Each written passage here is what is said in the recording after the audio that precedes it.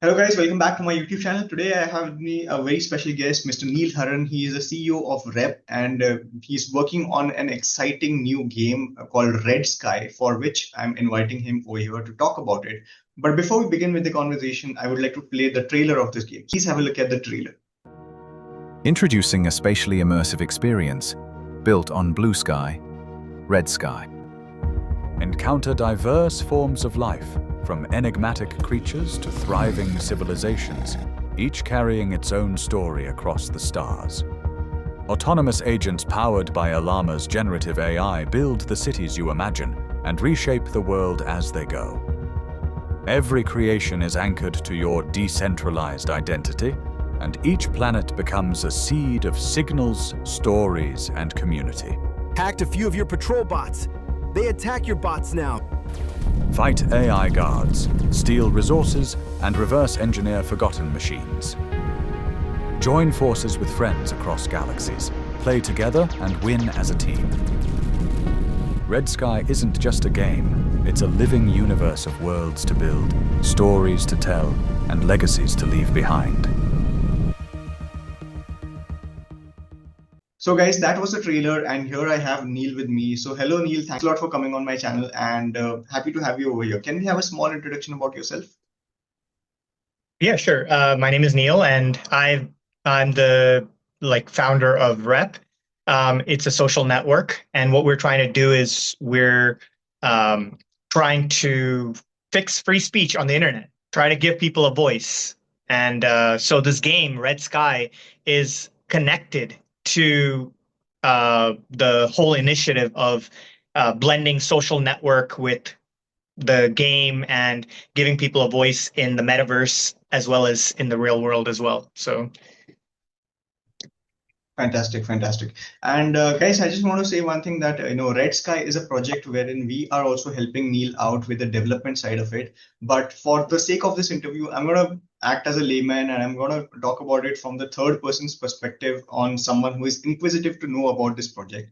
But so on that note, Neil, the trailer looks fantastic. And, I think it reminds me a lot about No Man's Sky. So can you talk a little bit about the inspiration behind this game and a little bit about the setting? And was No Man's Sky one of the inspirations for this game?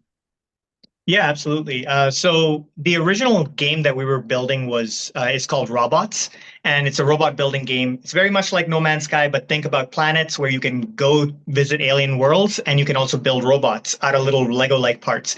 So what we wanted to do was, so we have the initiative called Rep Sky, which is a social network. It's kind of like a community solution for Blue Sky users. You've seen it, right? And so we were thinking, would it be cool if we could extend this into a 3D universe where users could communicate with each other through the Blue Sky social network, but also be able to communicate in an intergalactic way. So it's like be able to leave messages in like little message pods on people's planets, be able to broadcast things. If you were a planetary owner, or owner of a planet, and you had to deal with diplomatic rules and whatever, how would you proceed with alien rights, or how would you proceed with intergalactic communication? So we can do some really cool things. Like we can have live streaming from planets. We can it opens up so many possibilities that I just feel like the real world doesn't really have the same types of possibilities, And it's quite interesting that you say that, because like planet travel, travel between Earth and Mars has been a topic of huge discussion since ages now. And I read a few articles that confirm that as early as 2030, we might be able to actually travel to Mars and inhabit the planet. So I look at Red Sky more as a simulation of the future, where all of these things will actually be possible. Another game that I'm reminded of is this game called Mass Effect, which actually is a full-blown, game set in the futuristic timeline. But I think a lot of the challenges that we probably potentially might face if we become an intergalactic species is what we would get a simulation for in Red Sky. Would that be an accurate understanding? Yeah, I mean it's up to anyone's guess how this thing is going to play out, right? Like, but yeah, I would say that's pretty accurate. And in terms of the tech stack of the game, how complex can this game get? What's the game design look like for this game? Yeah, so well, the tech stack on the base level, it's using Unreal Engine. The things that I like, where I think we are going with this in terms of complexity is where we are incorporating AI, generative AI into it. So imagine owning a planet and then using AI. So we're using Olama, and that'll be sorry, we're using Llama, and that will be integrated into the game build itself. And so you can use AI to build. To upgrade things, to do work on your planet. The AI will also guide you on building robots and other things. So, yeah, I think that from a tech perspective, that's there. And then there's the communication as well. All the communication is going through the Blue Sky social network. So you'll be able to message people in various ways. I mentioned live streaming before. That is something that we definitely want to help create. Like, could we have really cool communication within this metaverse universe, and at the same time also give people freedom of speech, like being like maybe help in that aspect, where right now in today's day and age, I think people are kind of seeing that they might be struggling a little bit with the freedom of speech. It's like there's censorship in various forms. So maybe this could be a cool new way to communicate. So. And you mentioned about the social integration with Blue Sky. It comes to me as a very unique proposition, as opposed to any other product out there in the market. This game has a deep integration with Blue Sky. So, what was your thought process for choosing Blue Sky over any other social media out there?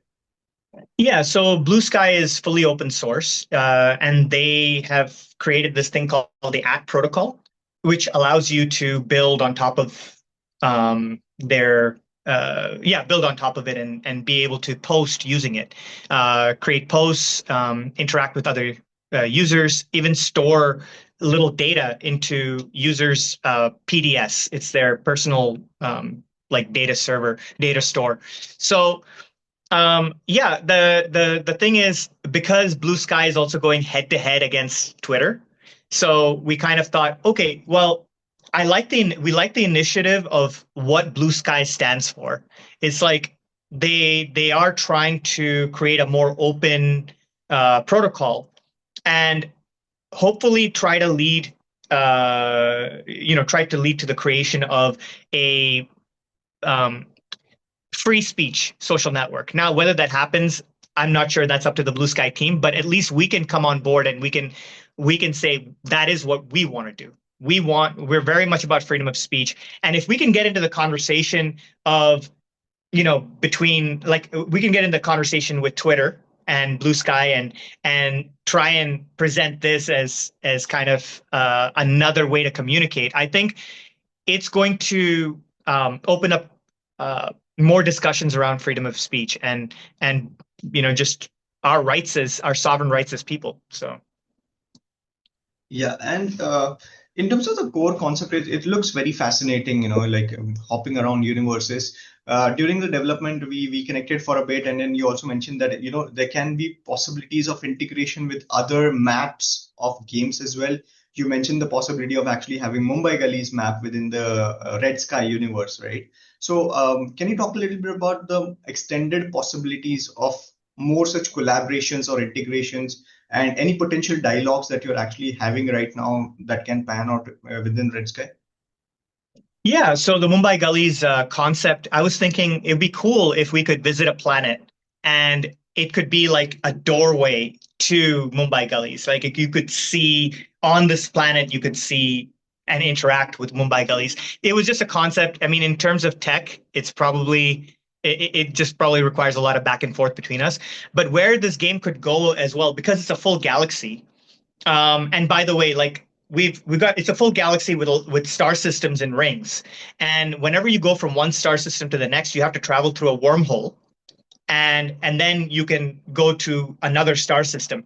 But in the center of the galaxy is a supermassive black hole. And what I thought could be cool is if you go through the supermassive black hole in the center of the galaxy, you can go through other dimensions. You could go through, and visit other galaxies. And who knows what kind of gameplay is there. So there's another avenue potentially for, going to another avenue where it's like tied to Mumbai gullies. It could be, we can make this whatever we want. And I think that's the cool aspect of this collaboration. So Yeah. When you talk about, this being so expansive, I remember, multiple conversations of the developers of, No Man's Sky. They mentioned that there are about 18 quintillion planets within that game. So in terms of Red Sky, how big is the game? Can you actually put a number on the planets, or is it like genuinely, truly infinite? yeah, so I don't think I would want the planets to be truly infinite. I'd want it to be like potentially in the billions, but not like the scale of what No Man's Sky had it. And that's because we want to have first of all, we don't want to exceed the number of people on the planet. I mean, each person owns one planet. That's the planet that they call home. And maybe we can have a little bit more than that, but at the same time, I want people visiting each other, not like getting lost when they're out in deep space and they're like, where the hell am I?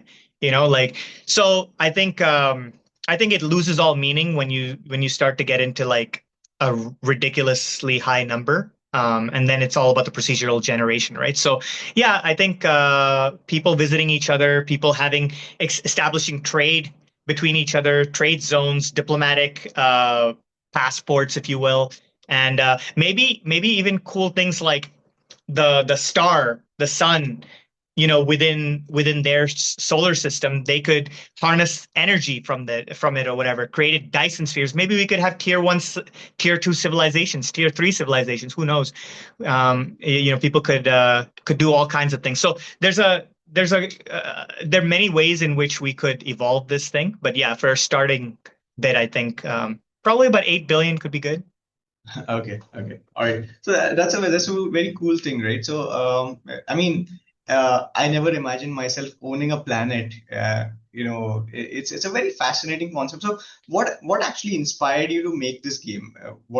Is there a philosophical angle to this, or were you like fascinated with the science aspect of it or the tech aspect of it? What was the motivation for you to build this game? Yeah, I think philosophically, I'll go back to the freedom of speech. That is something that I feel in a game like this we could promote a lot of.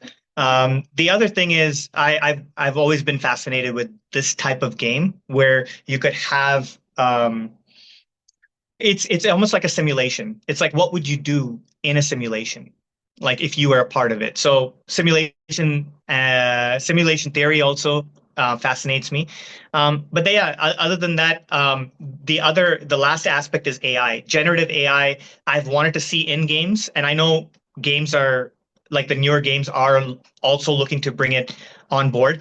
To me, if generative AI was in this living world and you could interact with AI, you could learn from AI, have and also teach AI, all about us. I'm curious how what kind of immersive experience we would have, especially if everyone has their own AI in there, and the AI is growing and learning from each other. Yeah, I mean the possibilities are quite large.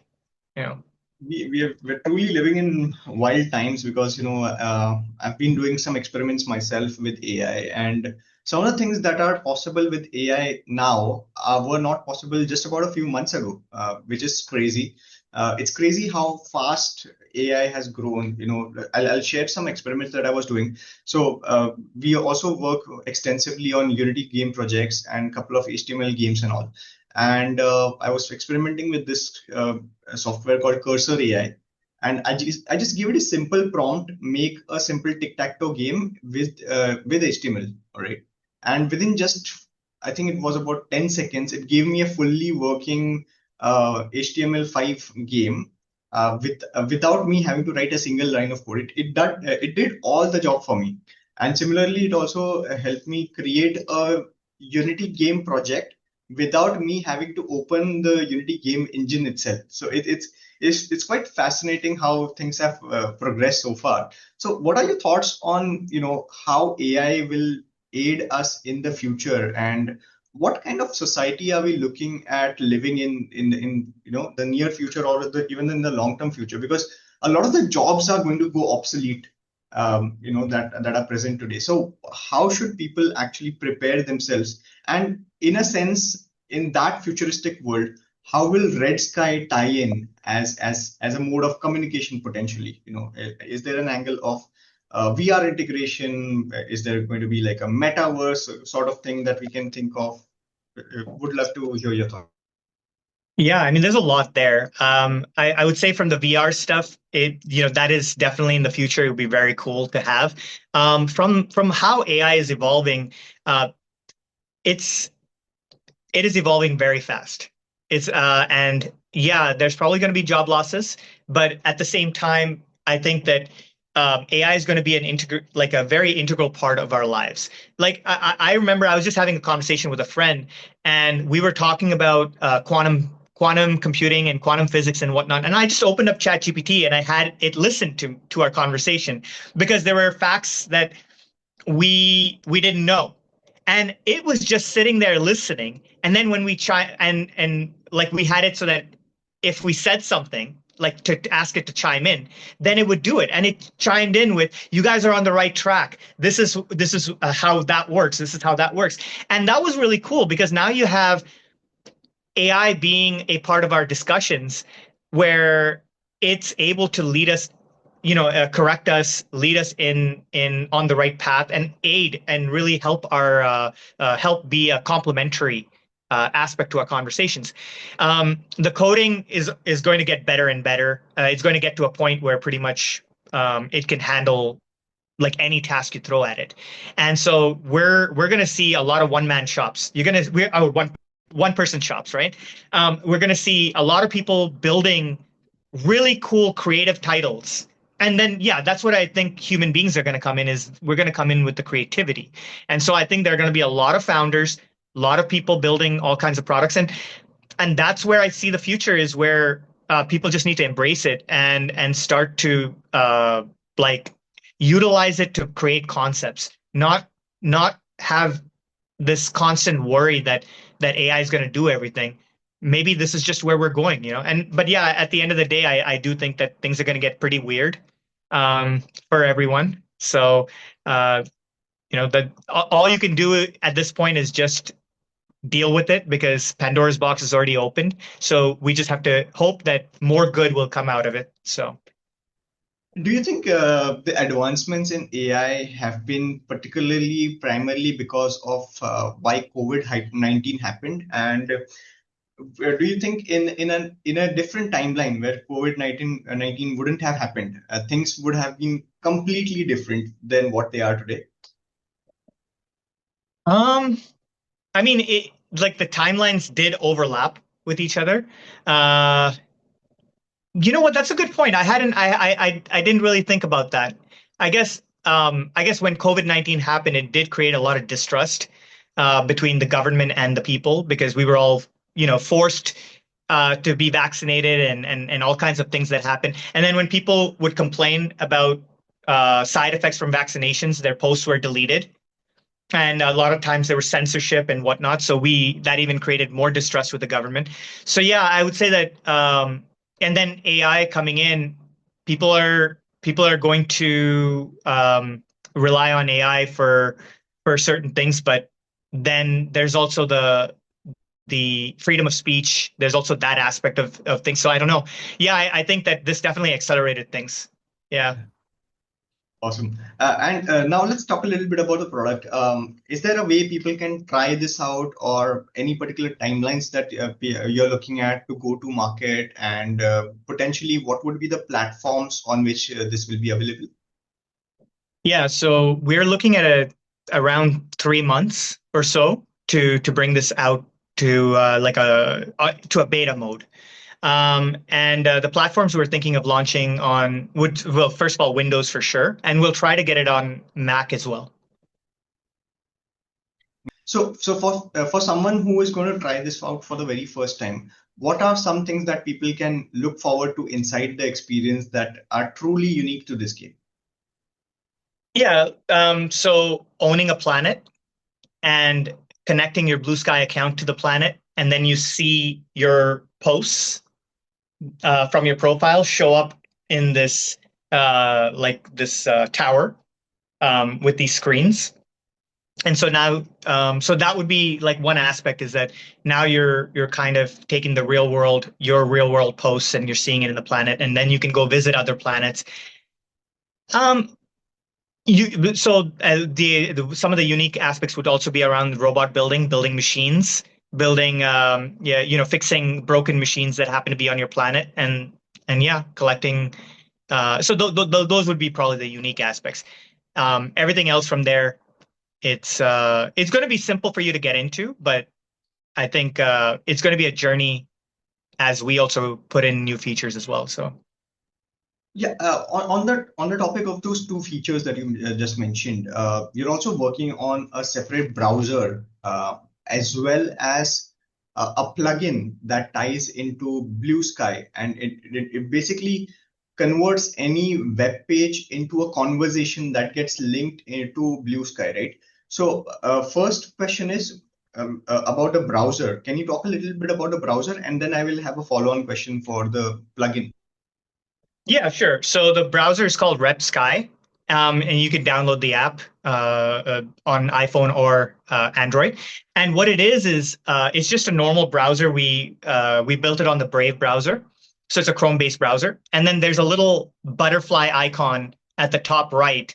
And so let's just say you go to a web page like YouTube or something like that, right? You're watching a YouTube video. You can click the butterfly and log in to your Blue Sky account right there, and you can post your thoughts, and it'll show up linked to that YouTube video. So in effect, we're able to create a community on any web page. So you now have the freedom to post your thoughts.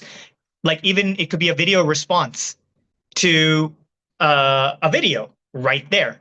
Whereas before, you aren't able to do that because with Blue Sky or Twitter, or I mean X, you go to a centralized location, and then you have to post a link to something, and then you have to post a response. Now, this way, people, as they're browsing with this extension or with this app, they can see on the Discover tab. They will be able to see what kind of posts you're posting on.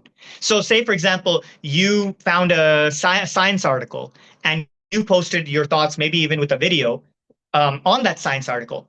If I go to the Discover tab, I'll be able to see, oh, Nikhil just posted this. And I can click the little URL button, which will take me right to the article in which you posted it. And I can also post my thoughts on that article as well. So effectively, it tries to create, like, it creates a community there, but it also tries to avoid creating echo chambers. Because, creating so Blue Sky right now, the way they do communities is through hashtags.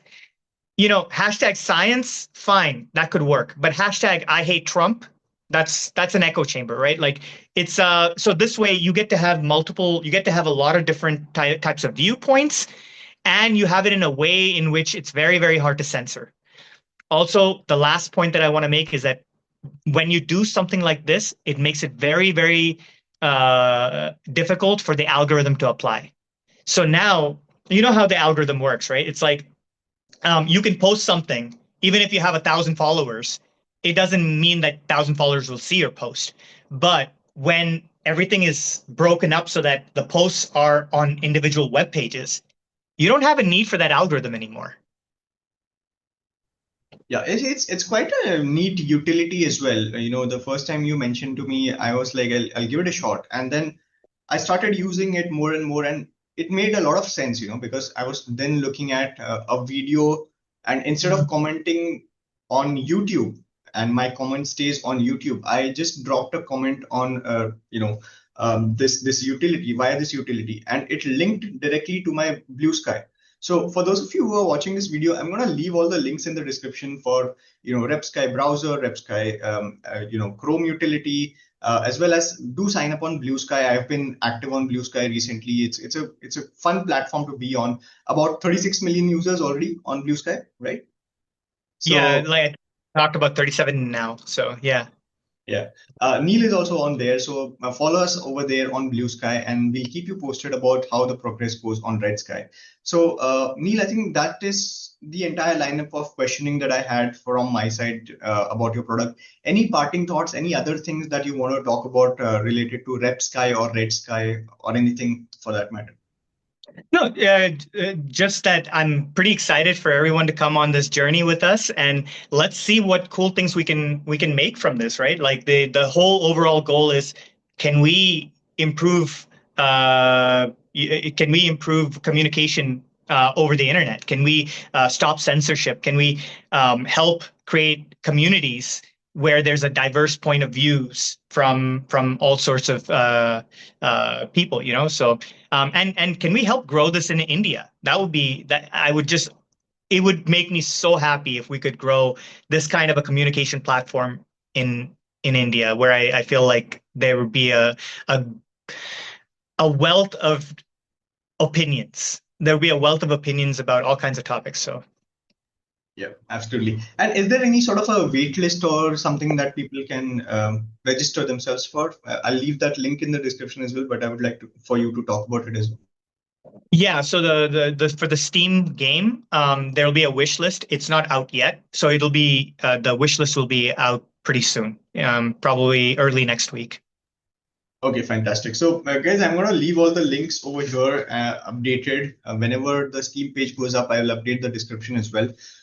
That's about it for this video. Thanks a lot, Neil, for taking our time and talking about Rep Sky, Red Sky, Blue Sky, and the fascinating concept of your game. I personally look forward to see it live in the market and playing it as well. So that's it for this video, guys. If you like this video, hit the like button. If you're finding my channel for the first time, hit the subscribe button and the bell icon so you don't miss out on the next updates from my channel. I'm a game developer by profession. I make content around games and game development. That's it for this video. I'll see you in my next one. Until then, take care.